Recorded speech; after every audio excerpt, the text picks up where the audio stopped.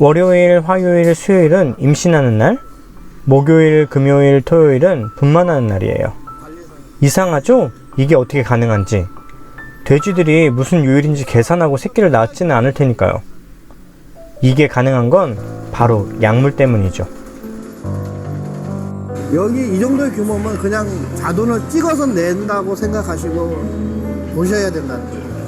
찍어내는 네, 공장이라고 생각하셔야 됩니다. 이런 시스템 덕분에 2만 마리의 돼지를 27명의 직원들이 관리할 수 있다고 해요.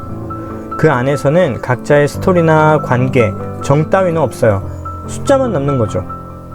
전 근데 왜 자꾸 교실이 떠오르죠? 이러면 안 되는데. 마음을 다잡고 힘내보겠습니다. 아기 돼지들의 입장을 생각해 볼까요? 엄마 돼지들이 스톨에 갇혀있기 때문에 새끼 돼지들은 엄마 돼지와 어떤 교감도 하지 못합니다. 그저 젖만 먹을 수 있죠. 새끼 돼지들은 태어나고 수일 만에 송곳니와 꼬리를 잘려요. 별 기능을 하지 않기도 하지만 스트레스를 많이 받는 환경에 있다 보니 서로 싸우는 일이 잦고, 다치면 상품화에 문제가 될 수 있으니 애초에 잘라버리는 거죠. 빠른 성장과 냄새 제거를 위해 수태지는 거세도 합니다. 이 모든 과정에서 마취는 당연히 없죠. 요즘엔 강아지를 분양받을 때도 반드시 모견을 직접 보고 분양받으라고 하잖아요. 모견을 통해 강아지의 건강 상태나 사회화 정도, 성격까지도 유추할 수 있으니까요. 자연 상태에서 돼지는 2개월 넘게 엄마 젖을 먹어야 하지만 공장식 축산으로 태어난 새끼 돼지의 경우 25일 만에 엄마 젖을 떼다 보니 면역력이 약하죠. 그 부족한 부분은 약물과 유전자 조작 사료가 대신하고요. 돼지의 수명은 보통 10에서 15년 정도이지만 우리가 먹는 돼지는 6개월의 어린 돼지들입니다. 저는 우리가 먹는 돼지들이 몸과 정신 모두 문제가 있는 돼지들일 수 있겠다는 생각도 들어요. 농부의 농장에서 자란 영화의 주인공 돈수는 공장의 돼지보다 2배 더 살지만 돈수 역시 1년이라는 짧은 삶을 마감하게 됩니다. 도축장에 도착한 돼지들은 트럭에서 계류장으로 들어오게 되는데요. 이때 눈치 없이 늦게 들어오기라도 하면 막대기나 전기봉으로 맞아요. 일단 계류장에 들어오면 샤워기에서 물이 나와 몸을 씻고요. 전기 충격기를 통과하게 돼요. 돼지의 몸은 전기 충격으로 뻣뻣하게 굳어 컨베이어 벨트에 떨어지죠. 그 다음은 돼지의 뒷다리가 쇠사슬에 걸려 올라가고 몸이 거꾸로 매달린 채 목에 칼이 들어가 피 뽑기가 진행됩니다.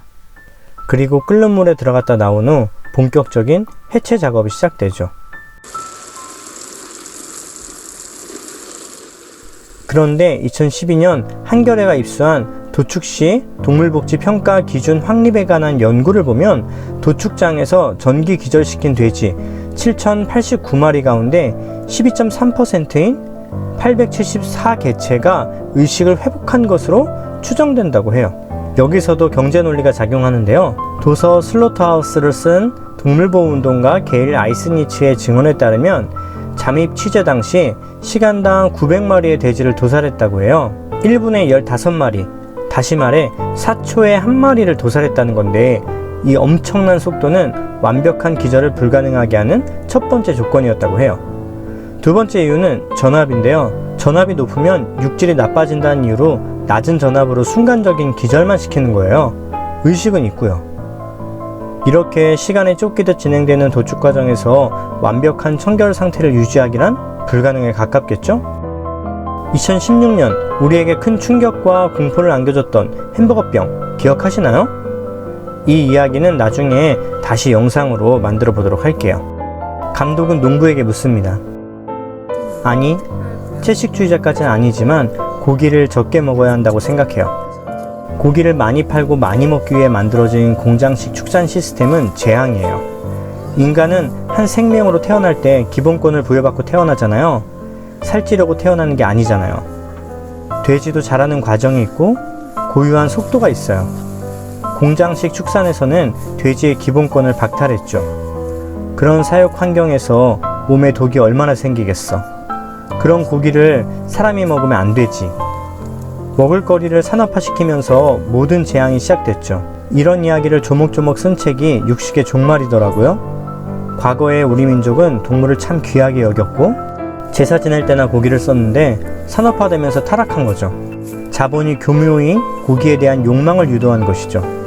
생명을 파괴하고 자연의 흐름에 역행하는 공장식 축산 쪽으로 지금 너무 기울어져 있으니까. 균형을 맞추려면 누군가는 다른 편에 서야죠. 이 시대에 산다는 역사적인 압박감 같은 게 있었어요. 아무것도 안 하고 가만히 있으면 공범자 아니면 주범이라는 생각을 했어요. 누군가 나에게 똑같은 질문을 한다면 아니요, 채식주의자까지는 아니지만 고기를 적게 먹어야 한다고 생각해요. 그렇게 생각하는 데는 3가지 이유가 있어요. 첫 번째, 동물 복지 문제가 걸려요. 창세기 1장 26절을 보면 우리는 무분별한 개발과 자원의 이용에 대한 근거로 성경을 매우 잘못 해석했다고 생각해요. 다스린다는 문구를 사용하고 싶은 만큼 마구 사용해도 된다는 것으로 해석했던 것 같은데 영어 성경을 보면 다스린다는 표현으로 룰 오버를 사용하는데 이 내용은 질서를 만들고 균형을 유지하는 거죠. 다시 말해 디스트로이가 아닌 하모니에 훨씬 가까운 표현이에요. 누군가의 눈물로 배를 채우는 건 있어서는 안 될 일이라고 생각합니다. 두 번째는 육식이 인간의 몸에 과연 필수적일까? 고기가 우리 몸에 없어서는 안 될 에너지원인가에 대한 의문이에요. 이 내용은 다음 영상에서 따로 자세히 다뤄볼게요. 세 번째는 육식이 환경에 미치는 영향이에요. 우리의 탐욕과 육식산업의 성장이 우리 사회를 어떻게 변화시키고 있는지는 그 다음 영상으로 제작해 볼게요. 나는 여전히 육식동물, 잡식동물로서 나는 고기를 먹을 수 있다고 생각이 들어. 근데 나는 그 고기의 대상으로 가축화되어 있지 않은 다른 동물을 보고 싶진 않아. 그러니까 가축화되어 있는 모든 동물, 모든 조류 중에서 나는 오직 닭만 먹어.